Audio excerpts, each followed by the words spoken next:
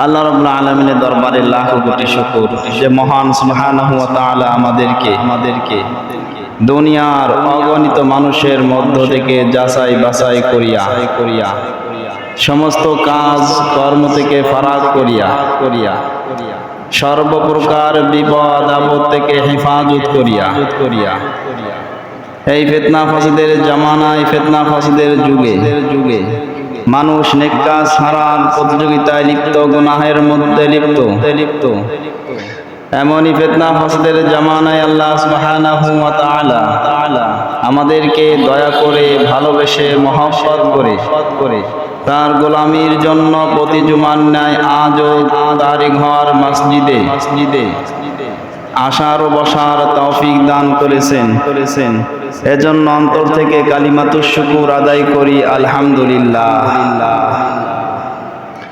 আল্লাহ রাব্বুল আলামিনের দয়া মায়া যে বান্দার প্রতি হয় সেই বান্দাকে আল্লাহ রাব্বুল আলামিন তার গোলামির জন্য কবুল করে নিন তার বান্দাকে গোলামির জন্য পথকে সহজ করে দেন, শয়তানের ধোঁকা থেকে তাকে হেফাজতে রাখেন।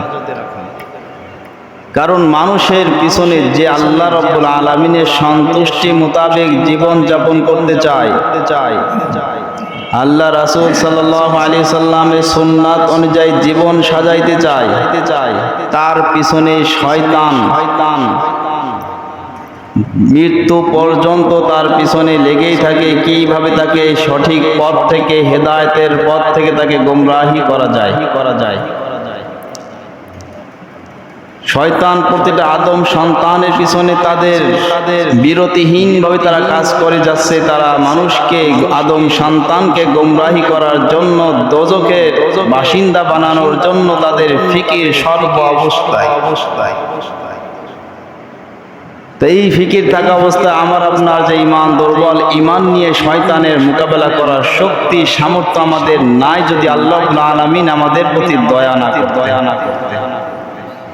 এজন্য আল্লাহ রাব্বুল আলামিন যার বান্দার প্রতি দয়া করে ভালোবেসে তার গোলামির জন্য কবুল করে নেন, তাকে শয়তানের বাধা থেকে দুনিয়ার বিপদ থেকে উদ্ধার করে হেফাজতে রেখে তার গোলামির পথকে সহজ করে দেন।